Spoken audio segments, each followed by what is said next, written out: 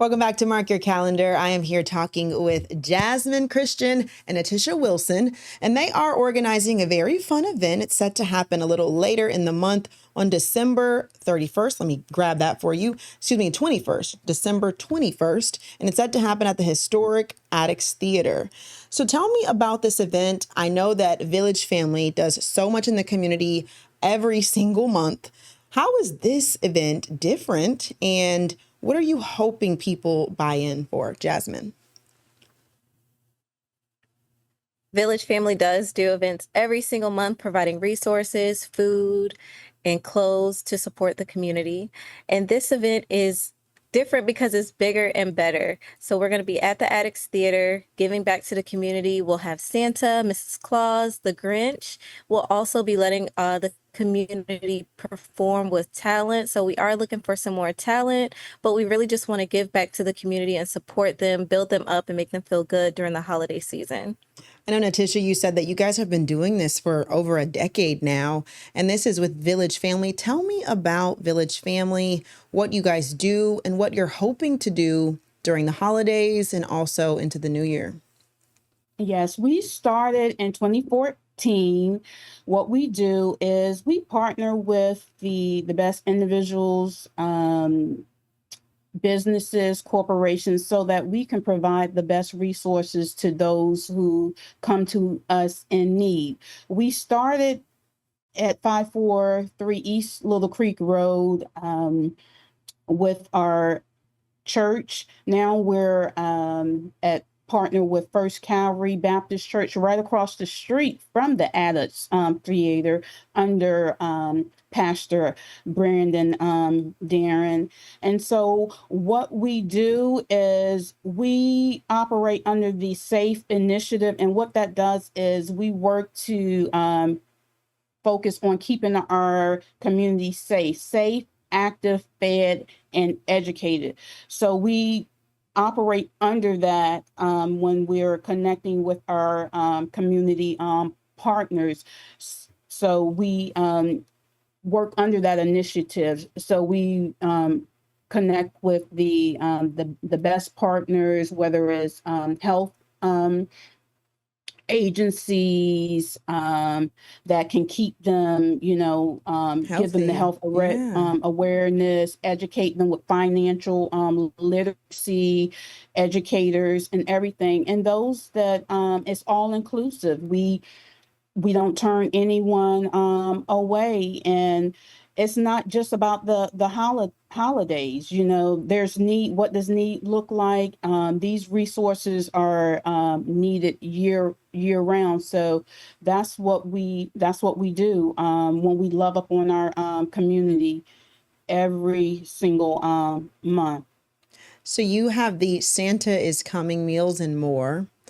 Yes. Usually it's about 500 children, seniors, and families across Hampton Roads. But this year, when you put out the registration, tell me how many people signed up and what you need from the community to make this a hit. Yes.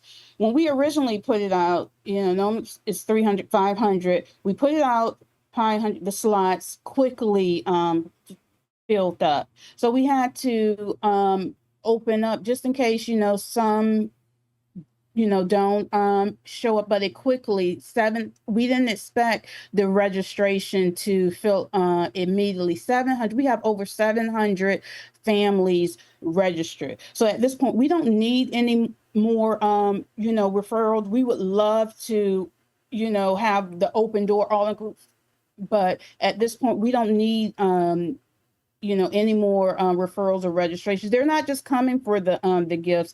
They're coming for help. They're coming for hope, the essentials and everything. At this point, we need help to fill the need of these people. We need sponsors. We need the funding. We need a presenting sponsors, because when they show up, they're looking. They're going to need, not just for this day. We need the vendors that can give them the resources, the programs that they can sign up for, that's going to keep them busy, give them the opportunities that's going to help them sustain throughout the year, because it's not just about that one day. You know, you have to think outside of the box. These people are not just looking for a handout; they're looking for a hand up, and that's what we're here for. There are extended family, so that's what that's what it's all about. The safe initiative, keeping them providing a safe, trusted, safe environment so they can receive the resources that they need so they can sustain throughout the year. And that's what we're looking for, so that we can continue to serve them effectively and efficiently throughout the year, so we can have a space, a home, so that we can do that for them and have the vehicles to get them what they need. So that's why we need your help. We don't need a handout, we need your help. So we're looking for your items. We don't want your rags. We prefer the items with the tags. Jazz, tell me why you feel compelled to help out with Village Family. What was the draw for you? Just to see the work that Natisha and the Village Family does year in and year out. I think we've been working together for over 4 years, and every year we're really out here supporting the community, even with the talent portion, letting the youth know that your talents matter and you matter. And so Village Family is truly all inclusive in what they provide and do, whether it be food, clothes, hygiene products, resources. And we do want to give the best to the community. And that matters much more than a, partnership where people are just giving what they can. When Village Family really provides all throughout the year. I know that you are a real estate agent. I guess from your perspective, like, what are you seeing the need from our community the most? In terms of real estate, I'm definitely seeing more education. And so I do hold Virginia housing classes and even classes just to educate the community on real estate, the financial literacy portion, the credit portion, which is something they're really worried about. And just to give hope, honestly, I'm a big encourager because owning a home is not far-fetched. It's not out of your reach. You just need to plan and speak to the professionals and make it real.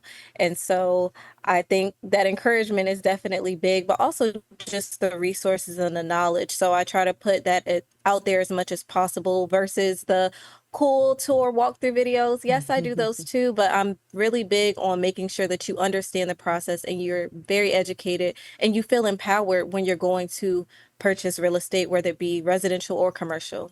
How did this partnership come together for you and Natisha?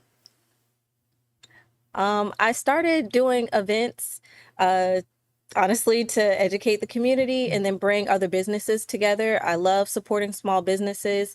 Natisha was seeing some of the events I did, and she asked me to help her out with one, and we've been stuck like glue ever since. So whenever she reaches out, I definitely try to put my best foot forward and help her bring her vision to life. I love that. So December 21st, you guys are going to have this huge event, but you need help. What were some of the things that you said that you guys needed? You need volunteers, you need resources, volunteers, resources, talent, because we still have slots open. So you'll have a theater with people ready to watch you. We also need food donations, and we need new toys, new coats, new clothes, underwear, socks, things that the community truly needs. We're collecting so that we can be as resourceful as we can to those 700 plus people that are coming out to the Addicts Theater on the 21st. Thank you guys so much for your time. I hope that people will buy in. How can they get in touch with you? Do they go to the website? Yes, they can visit on all social media platforms, Village Family, www.villagefamilyoutreach.net. Agent Jazz. And come on out to Wazerhound Brewing too. Oh, tell me about that. I know that you guys have we're doing some fundraising. Yep. Mm-hmm. Yes. We're also So we're having our fundraising at pre-launch. Wazerhound Brewing. What time is Yes, that? in Norfolk. That's going to be from 6 p.m. to 9 p.m. on December 17th. Okay. And that's a fundraiser for the event on the Yep. 31st. Open to the community, and they're actually giving us back 25% of all purchases made at Wazerhound that night as well. We'll be doing raffles, we'll be playing games, we'll be having dancing with Kicking It with Kenyatta. And so we're going to have a really fun night fundraising to help get some more support and fill the need that we have coming up on the 21st. All Yes. righty. Thank you, ladies, so much. I'll Thank talk you with you for Thank you soon. having for us. having us.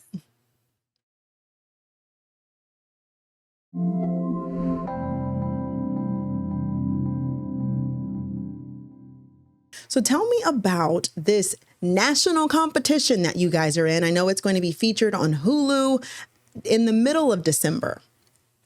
Yes, we are going to be featured on the Great Christmas Light Fight on December 18th. And we're so excited just to compete against two other heavyweight competitors and see who wins this awesome competition. We're really excited to make the national stage. So that was a huge thing for us that we can't wait for. Absolutely. I can't wait to cheer you guys on. I know, look, I'm always cheering on the 757, anything, but this definitely needs to be on the map. More people need to know about all of the cool things that you guys have going on. So how can people buy tickets? How much is it? I know that there are some freebies for kids, depending on the age. Yeah, absolutely. All of our tickets are online at winterfestonthewisconsin.com. Tickets start at about $16 per person, but you're right, if you're two and below, that is free. And then we also do offer discounts to our members. So that's a great way to get a good discount is to become a member. We offer discounts to our military. And then we have value and premium nights too. So, if you wanted to come on a less crowded night and get the same experience for a little less money, value night is a great option as well. So we're excited about all these options this year. What is your favorite part? What is something that you think people have to see before they leave Winterfest on the Wisconsin? That's a great question. And it's so hard every year to decide. But one of my favorites is just making a s'more. We have s'mores on our snow deck this year, which is the front deck of Nauticus.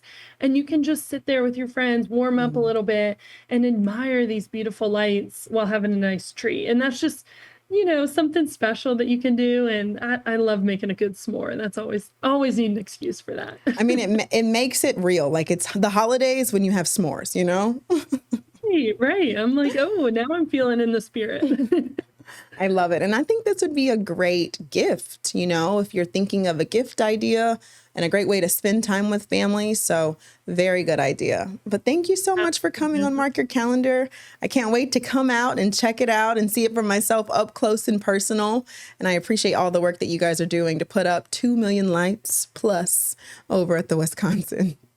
Yeah, awesome. Thank you for having me. We can't wait for a great season. Absolutely. I'll see you soon.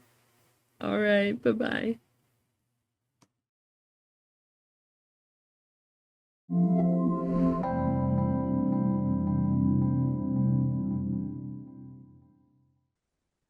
We're joined today with Christopher Cowell. He is here to talk with me about his play, Sins of a Father.